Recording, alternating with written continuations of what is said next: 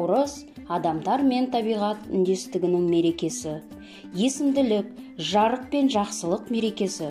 Өйткені қарамастан бұл мереке халық жадында сақталды. Наурыз мейрамының алдындағы 10 күннің әрқайсының өзіндік ерекше мәні бар. Мысалы, 16 наурызда ата-бабаларды еске алу күнін атап өтіледі. Өз халқының тарихының тағдыр шешті беттерін айта отырып, ата-бабаларды еске алуға құрмет көрсетеді.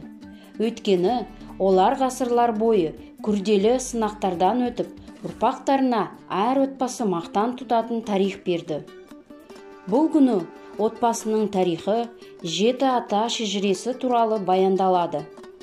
Отбасының үлкендері өмірден өткен ата-бабаларының, ағайын бауырлардың жақсы істерін, қуанышты сәттерін кейінгі ұрпаққа әңгімелеп береді. Сонымен қатар жұртшылық ет асып, шілпек пісіріп, өткен-кеткен ата-бабаларына Құран бағыштайды. Бұл күні туыстары, көршілері жақында өзінің жақындарының жоғалтқан отбасыларға барып, көңіл айтады.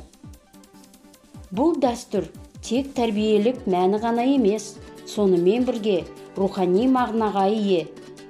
Өйткені оның арқасында ұрпақтар ата-бабаларын еске алып, құрметтейді.